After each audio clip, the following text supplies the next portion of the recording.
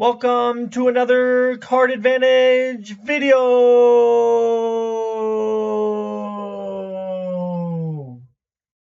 Hey guys, welcome to the channel. My name is Tyler Brotton, and I'm here to present to you my 18th place Calling Katsu deck. Now, before we begin, I just want to make it clear that this is my very first video that I've ever done by myself. So, if there are any mistakes or if it looks a little amateurish, it's because it is. This video is sponsored by Righteous Gaming, one of the best TCG player stores around. If you message us, if you message the team, we will get you 10% off the listed price of any singles on TCG Player that Righteous Gaming has. And you'll be helping support the team. So you'll be getting cheaper singles and you'll be supporting the team. That's a win-win for everyone. So without further ado, let's get into my Katsu video. Confetti! Alright, now that that's out of the way, let's look at the Katsu deck. This deck is more of an aggressive list. Now, I started off the weekend by going to the Pro Tour, competing in the Pro Tour, but I went 1-3 on my list. So after that, I went home Friday night, went back to our Airbnb, completely switched up the list, and I made a pretty significantly different list when going to the calling. There's about 10 to 15 cards that are different between this list and the list I originally took. Why did I make that switch? Well, that's because when I was playing in the Pro Tour, one of the most meta heroes was Lexi, and she does not like to block. And so we were having a little trouble with playing against Lexi because I was playing more of a mid-range setup Katsu deck. I was running the energy potions, I was running shurikens, and I was running 6 defense reactions in the main board. And it just didn't work very well against Lexi. And so Friday night I went home and I made my list pretty much as aggressive as I thought I could make it, trying to present as many on hits as possible.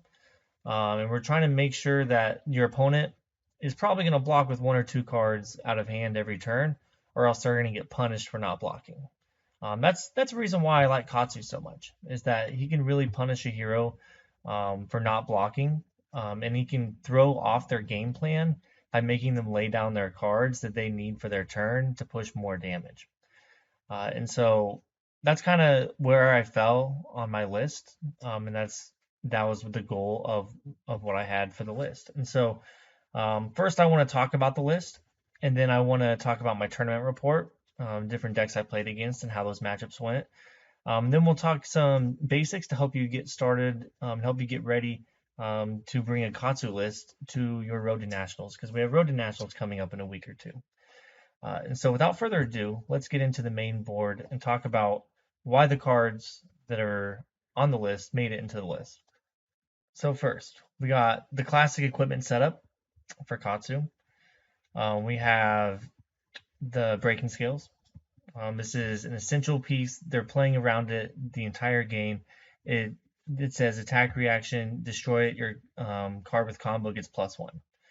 And so instead of heroes blocking for exactly the amount of what the attack is coming in for, they're always over blocking by 1 if the card is combo, and if they don't want that hit effect to happen. So even if you never use this card during the game, it can significantly stack up value for you throughout the game. Also, it can combo well with a card like Ancestral Empowerment, and you can give your card +2 and get over some of those overblocks by 1. Secondly, we got the Breeze Rider boots. Breeze Rider boots are mainly utilized for big McGinty Lord of Wind turns. When you search for 3 Lord of Winds, you can give all of them go again. It also helps if you bring out like a Fluster Fist off of a Bonds of Ancestry. You can give that go again and keep going with your turn. Other Katsus I've seen that run Snapdragon Scalers that gives any card with cost 1 or less go again, which is a one-time use. That can be effective as well if you don't have a copy of Breeze Rider boots, but I prefer the boots mainly because it blocks for 1. It has Battle Worn on it, so you can use that equipment block to stop some breakpoints and some hit effects early in the game, and then use your boots to give multiple cards with combo go again later on in the game. We got the Kadachis, best weapon in the game. I'm not biased. Then we got the Heart and Cross Strap.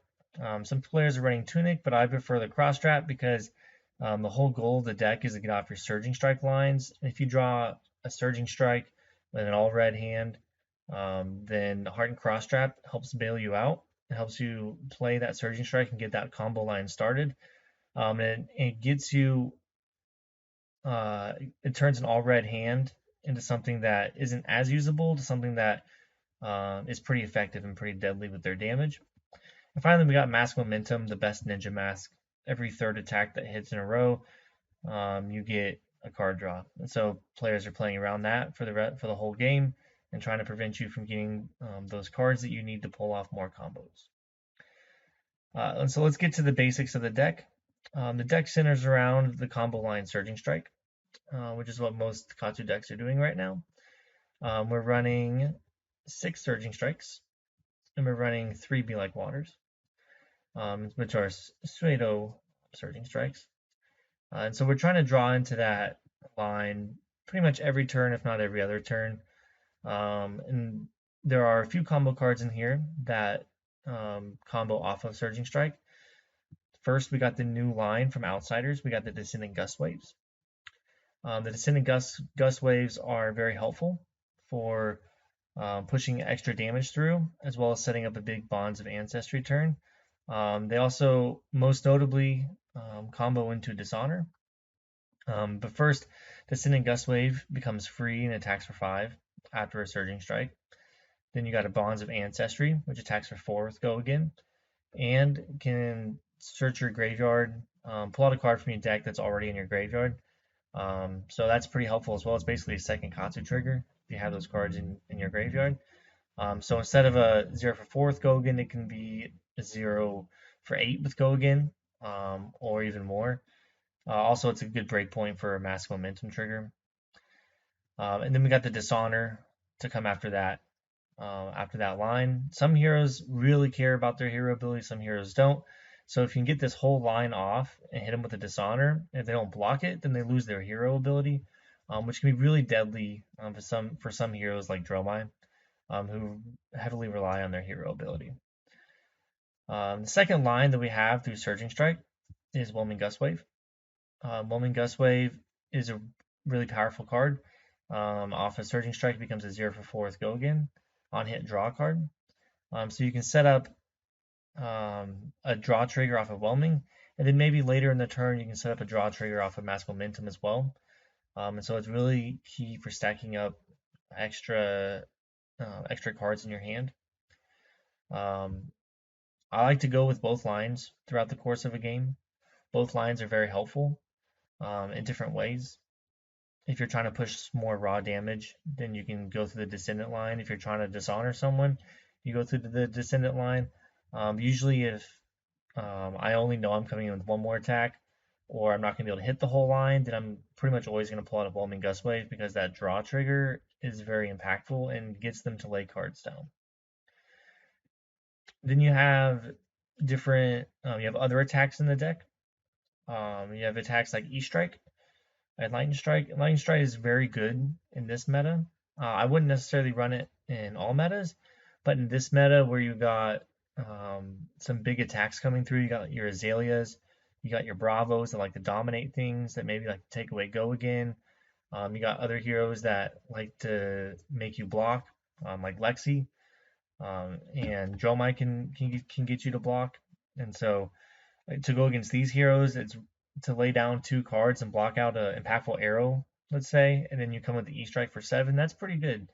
That's pretty good momentum shift as well. It gets around Spinal Crushes. It gets around Red in the Ledgers.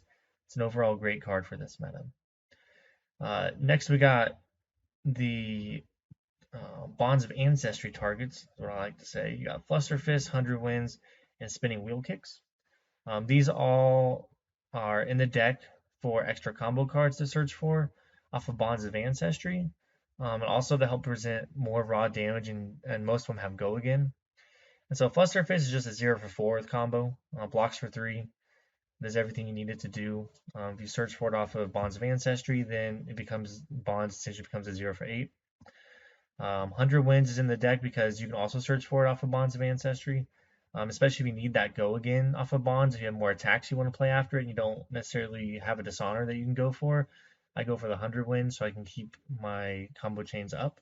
Spinning wheel kicks are the same thing, same utility as 100 wins, except if you have an extra resource floating, you can get a spinning wheel kick and come in for 4 instead of 3. And then you got your snatches. Snatches 0 for 4 on hit draw card. This is the same kind of utility as Enlightened Strike. Maybe not, wouldn't always come in the deck in every meta, but in a meta where you have to lay down 3 cards to block, then coming in with a 0 for 4 on hit draw card is pretty powerful, and can make your opponent think about giving you a card out of their hand. And then you got your McGinchys, which combo off a Whelming Gust Wave. I'm trying to get every game. I'm trying to get off a surging line through McGinchy because I'm running Breeze Rider boots. There's a lot of value that you can get off of it. If you can get a surging strike Whelming McGinchy, they're either blocking McGinchy or they're letting you have up to 6 to 10 more damage off of the McGinchy because you can Lord of Wind. You can break your Breeze Rider boots. You can Kadachi with the Lord of Winds. If they haven't given you a mass trigger, let's say they blocked out the Whelming, then they let the McGinchy hit. Then you can get your mass momentum trigger later in the chain with your Lord of Winds or force another card out of their hand. And so I think that this line is really strong. It should be run in pretty much every main board scenario that you have in Katsu right now, especially if you're running Breeze Rider boots, because there's just lots of value that you can get off running the entire line. And then you have more utility cards after your general attacks. First, I have Ancestral Empowerments, just a great ninja reaction. Get you +1, you draw a card, you can get over those blocks. You can maybe try to search for another card, help you with your matchup. Yeah, I got 2 Razors in the deck. Razor Reflex +3. If it hits Go Again, this can be helpful for giving some cards Go Again, or getting your mass momentum draws effectively, or getting a draw off Whelming Gust Wave. Getting the +3. A lot of heroes are ready for a +1 buff, but not a whole lot of heroes block and are ready for a +3 off of Razor Reflex. So I think it can be pretty powerful. I only run 2 because I don't want to clog up my hands with them. I don't want to see them in the same hand. And then we got one even bigger than that. For when they let a Kadachi hit, you can go search for a card at the top of your deck. We've got a yellow because it also pitches for Kadachis. It helps you get Go Again if you don't have Go Again in your hand, or it can help dig for a combo piece if you have like a Surging in your hand and you reveal like a Welling off of it. That's pretty good. Now you just have 2 out of your 3 combo pieces that you need to hit the combo lines. And then we got some utilities in the blues. We got 2 Burdens of the Past. They were there to help with the Oldhim matchup, make them not be able to play some defense reactions. You got Concealed Blades, which can give you +1 to your ninja attacks. So that's pretty good, especially because they are 0 cost blue that blocks for 3. We talked about the Dishonor and the Lord of Winds. We've got the Floating Dojos, which are a new card in Outsiders. I really love this card. It gives you the opportunity to set up a late game combo line against a fatigue deck, or if you draw multiple blues in your hand, you can pitch one of the blues, then you can play out your hand, and then your last card could be playing the dojo, and then you set up a Surging Whelming or a Surging Descendant on top of your deck, and it's really powerful because you can even arsenal your last combo piece. Then you have like basically the entire line in your hand on the next turn, and so it's a good way to force tempo back in the game and give you some separation there against your opposing hero. Finally, you got the Winds of Eternity. They combo well with 100 wins. They have the 0 block 3, says combo, and it can come in for 4, and put 100 wins back in your decks, which is sometimes relevant if you're searching for them off of bonds, or if you're getting fatigued and put some more cards in your deck. So that's the main board. And I'm also running 3 Flick Flacks as a defense reaction. I'm not trying to just not block the whole time. I'm trying to block when needed, when necessary, so I can get value off of blocking, but also 2 or 3 card hands. Katsu has some pretty damaging 2 to 3 card hands. And blocking with a Flick Flag blocks some breakpoint attacks. You can combine it with your Breaking Scales or your Breeze Rider boots to get an extra to block a 5 or a 6 damage attack with only 1 card. And then on the go again decks like Alexi, you can block for 4, and then you can block for 5 with a combo card in your hand. If it blocks 3, it gets the buff to +2. So you're blocking 9 damage with 2 cards, and then coming back with 2 or 3 cards. It's pretty strong. So I run it against every hero. So that's the main board. Then we'll go to the sideboard real quick, and then we'll talk about my tournament report. On the sideboard, first we have 3 Command and Conquers. Command and Conquers are for the Dromai to pop some of those dragons. I run them against Lexi because Lexi loves her arsenal, and getting 1 or 2 cards in their arsenal destroyed with Command and Conquer is pretty good, or getting her to block with 2 cards is pretty good as well. And you can play it off Heart and Cross Trap if you need to lay out your hand and you just send in a Command and Conquer. That's a pretty good 1 card turn. So that's what those are in there for. Then we got they also come in against fatigue decks like Oldham, or if you know you're going against the Turtle Dash, just to give you some extra attacks in your deck to kind of beef up the deck a little bit. Then you got the Reinforce the Line, you Sink Below. Those are for Azalea and for Bravo, which is 2 of our tougher matchups. So Reinforce the Line is an instant, so you can pair that with an attack, as well as maybe a defense reaction arsenal, so you can block out some of those dominated arrow turns to try to turn some tempo with a 2 or 3 card hand. Cyclone Roundhouse is for Oldham. Your goal is to banish their Vampire the Ram's Head with it, or just push in some extra damage if they're not blocking with that card, or if they're happen to run Stalagmite. So that combos off the spinning wheel kicks and can be good to push a little bit more extra damage. I got 2 Fog Downs in the sideboard. Those are for Azalea, and maybe the Rune Blades, the Briar and the Viscerai. If you decide to run those against them, I think they're decently strong into them. But they're mainly for Azalea, because Azalea is one of the toughest matchups that I was testing. And so you can use those. You can just play that as your turn, or you can play it at the end of your combo chain. And then they can't play any buffs. So if they're playing like 3 buffs a turn anyway, it essentially gives their attack -9 attack plus none of the hit effects from any of the buffs that they're wanting to play. It also has the potential to lock them out for a turn, because if they have a buff in Arsenal, they can't play it, they can't get rid of it. If they Skull and Cross Wrap into another buff, then they can't Azalea. So they send it to the bottom, and they have to blind Azalea and hope to get lucky to even come in with an arrow for 5. So that card can be really effective against Azalea and shutting down their turn, especially if they just spent your whole turn not blocking you, so they can come out with a big dominated arrow. It's very strong. The sideboard equipment that we're running a Blazing Yoroi for the Katsu and the Phi matchups, because they get to chain links 4 or higher, and so it gives Katsu a fridge in those matchups, can help save some health as you're racing those heroes to block out a lava burst, or like a whelming if it's later in the chain, or dishonor even, it can block out a dishonor. So it's just value there. You got the Tunic that's coming in against like an Icelander or your fatigue matches. I also run it against Bravo and Azalea to give me an extra block if I need to block with my equipment.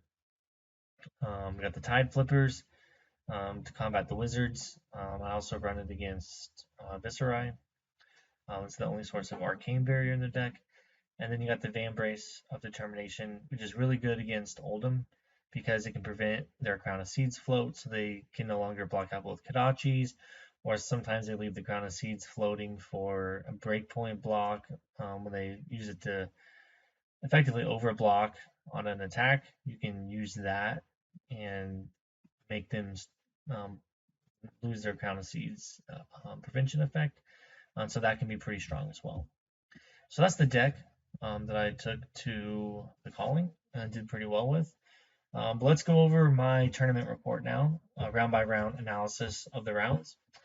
So round one, I was against an Olden who was trying to kind of go more mid-range.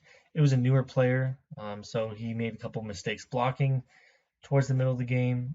He liked to keep his cards in his hand so that he could come in with big attacks, and so it was kind of easy to block him out and pick my turns where I was able to push out a lot of damage. And just leak damage over the course of the game with Kodachis, different breakpoints. Vambrace really helped here, moving the Crown of Seeds prevention effect. Round two was against a Missouri. Um, that game was easily won. I think I had 20 health left. I just had tempo, kept drawing good hands, and they kept having to block with most of their cards, and so they weren't really ever able to come in with any big detrimental attacks.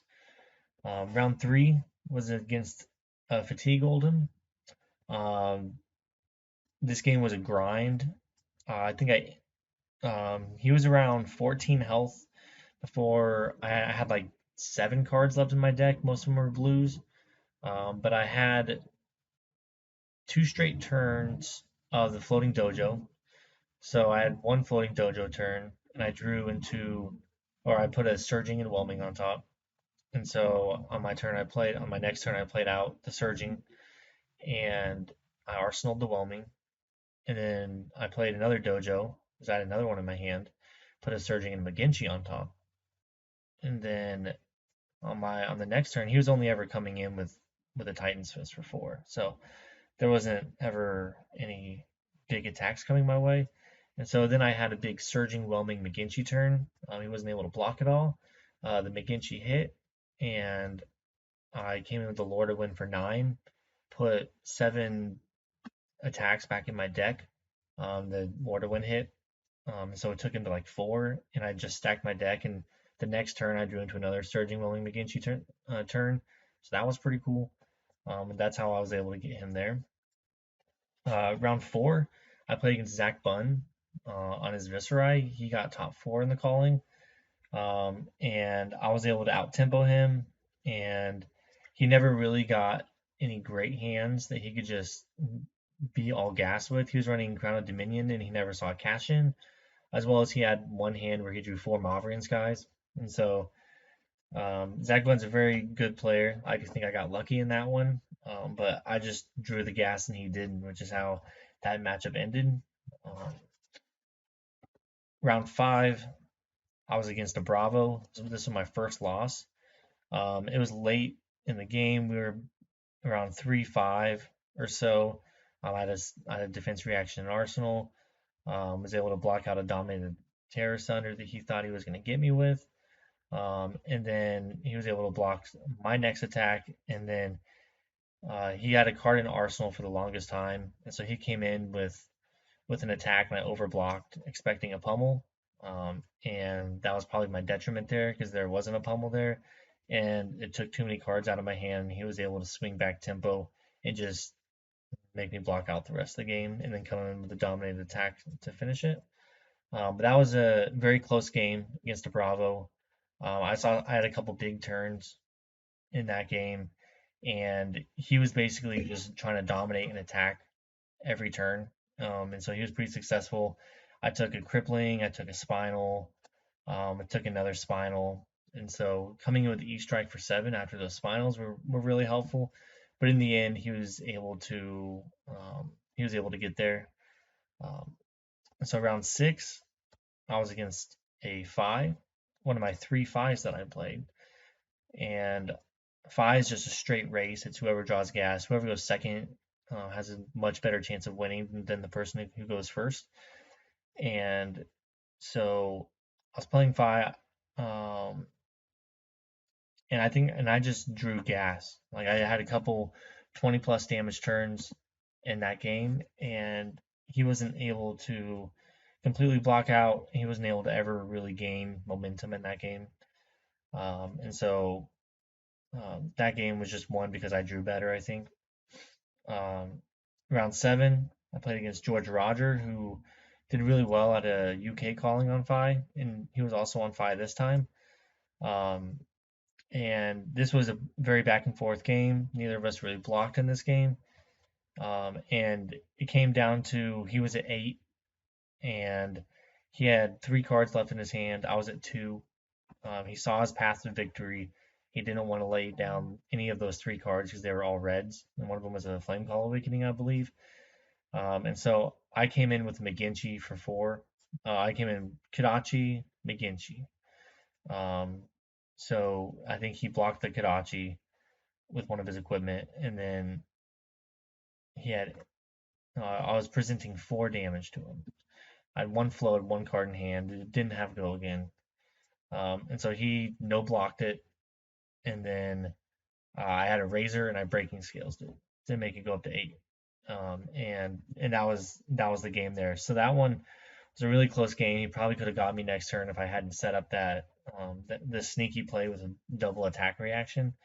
But yes, that one was just a grind all around. Round 8, we had I played against my first Lexi, so that was on day 2. No, this is the last round, day 1, and I took a bunch of damage. I didn't really ever block in this game, and I just pushed a lot of damage through against this Lexi. I think um, I had a big McGinty Lord of Wind turn, my breaking scales, and got a couple. I got a draw trigger off of Whelming. I got a draw trigger off of Mass Momentum. Was able to push through a bunch of damage there. Uh, so then we ended day 1 7-1. We're in the top 16 or so. So we have a pretty good shot. Day 2, we just have to go 4-1 to make top 8. 3-2 to make top 32 or whatever, to finish in the money. And so I feel pretty confident with the list. It was performing really well. I drew really well in the tournament. And so my first round on day 2 was against another Phi. And again, the Phi game, I went second. I outvalued him with my attacks. I present more draw triggers than Phi. And so I wasn't able, or he wasn't able to come at me with 4 or 5 card hands very often. As well as my Blazing Yoroi, I was running it and he wasn't, and he had a big long combo chain, and he came in with the Lava Burst for 5, and he still had snaps, and he was running Pouncing Links, I think he was, and so I blocked out the um, the Lava Burst for 5 because I could tell he really wanted to like go get a Salted Wound or something.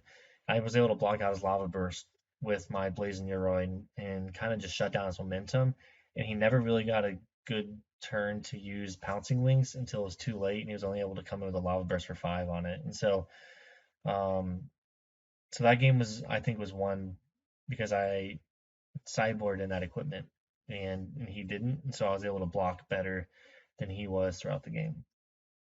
Round 10 was against Matt Rogers on Oldham.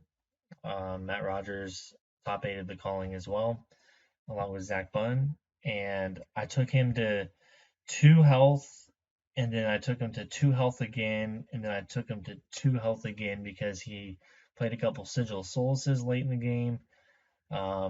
And he was playing more of a mid-range deck. He was trying to come with big attacks.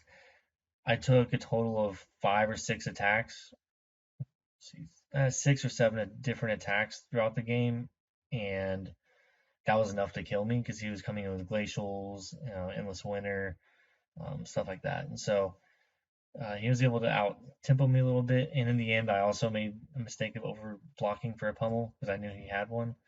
And I think I could have won the game if I hadn't done that, if I would have played it a little riskier.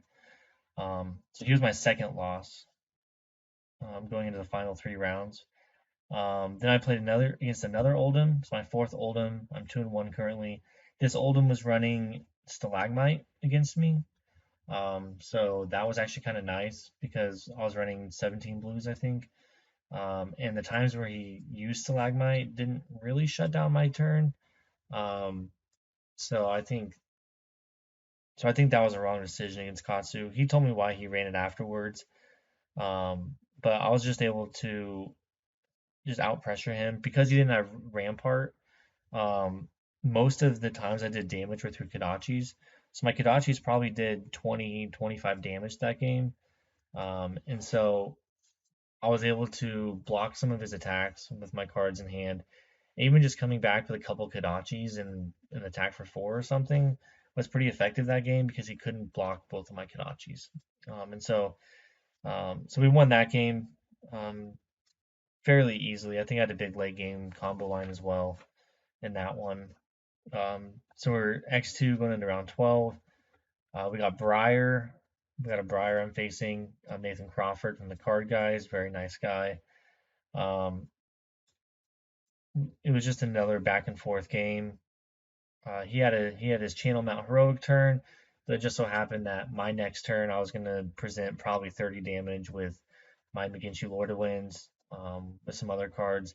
And so unfortunately he had to pretty much block out this whole hand, and he came in like a 0 for 7 off a Channel Mount and had to destroy it. And so I took 3 cards out of his hand on his big Channel Mount follow-up turn, which is really key in that game. But it also meant um, that I was able to regain the tempo in the game. However, I made a key mistake in this game. I accidentally drew an extra card, didn't look at it. The judge came over and said that it was a penalty hidden card error, even though I didn't look at it, and basically revealed the hand that I was going to draw to my opponent. My opponent got to pick a card and put it on the bottom. Well, this wasn't a very good hand that I was about to draw, and there was only one attack card in it. And so he's at like 8 damage, and I'm sitting over here at 4, and I'm ready to draw into my hand. I think he has like 1 card left, and my hand is like Razor, Concealed Blade, Flick Flack, or something. And he was able to put an E strike to the bottom of my deck, and so um, yeah. So if that doesn't happen, then I come in and I'm able to come in for at least 9 damage and take a card or 2 out of his hand. But that didn't happen, and he attacked. I blocked a couple times. Then my turn was literally Kodachi pass because I didn't have any attacks in my hand. So that likely lost me the game and lost me the chance at top 8, which is really sad. But it is what it is. It happens. And um, so that's what that was. And then round 13, played against Alexi. This is like win and you're in money type range. Lexi didn't block very much throughout the game. There was a big, I think I went down to 8 against Lexi, and Lexi was at 16, and I kept 4 cards in my hand, I think. Yeah, it was like 4 cards I kept in my hand, and I was able to come in and get Lexi all the way down to 2 and um, destroy their arsenal and strip a card out of their hand. And so what the turn was, it was like I think I pitched a blue. I was like surging, whelming bonds. I think I had a bonds my arsenal. My hand was like blue and a surging and a whelming and a CNC was in my hand. And so I go to Kadachi and then I surging, then I whelming, then I bonds. I break the Breeze Rider boots. I go Fluster Fist. I think he let me have a mash trigger in there too because he really didn't want to block. And then I get like I think off one of the discards, I get like 100 wins or something.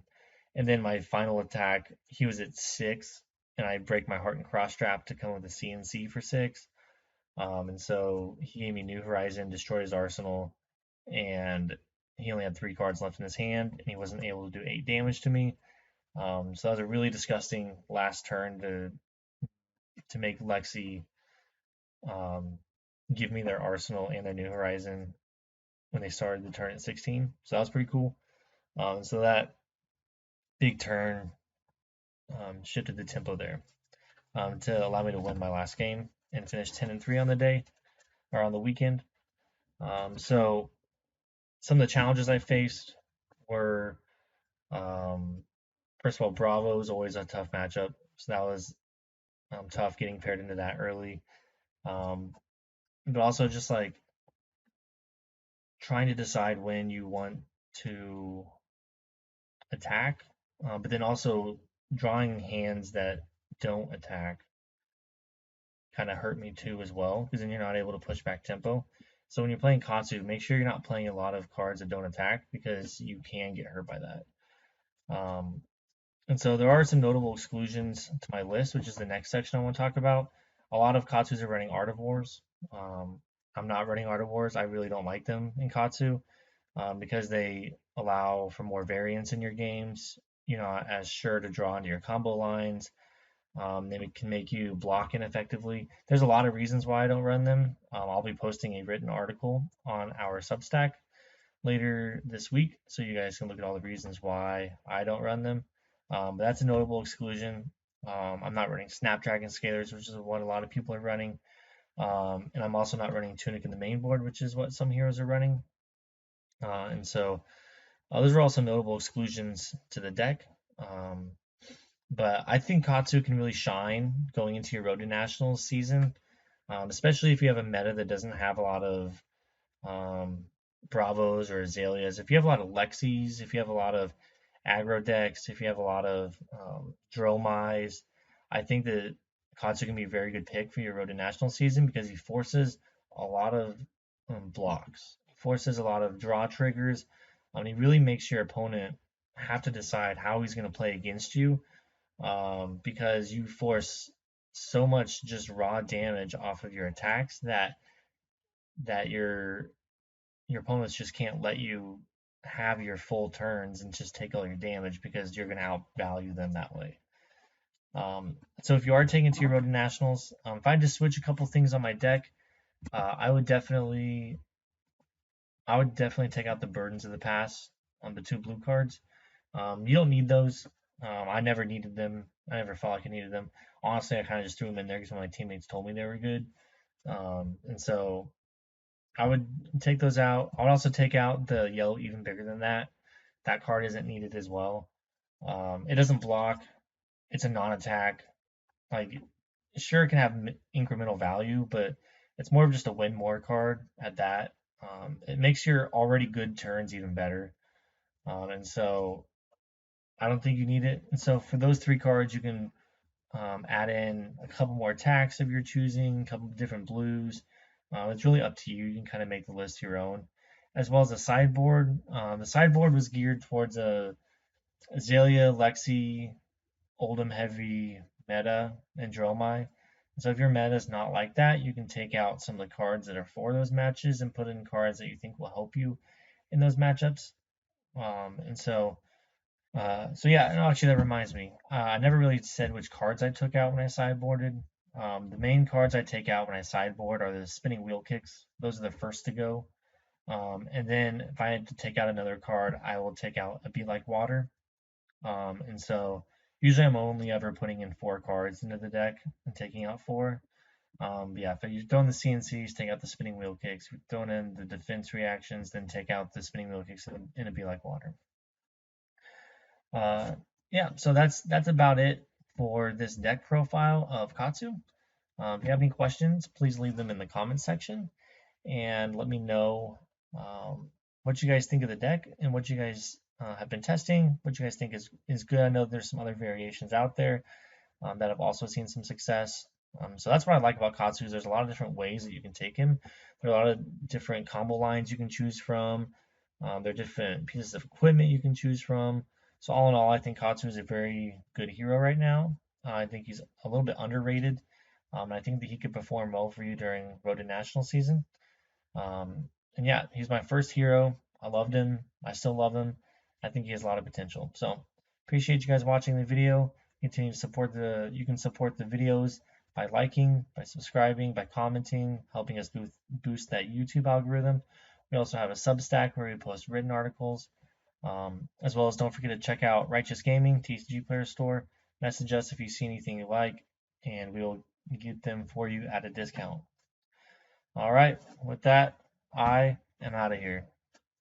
Have a good day.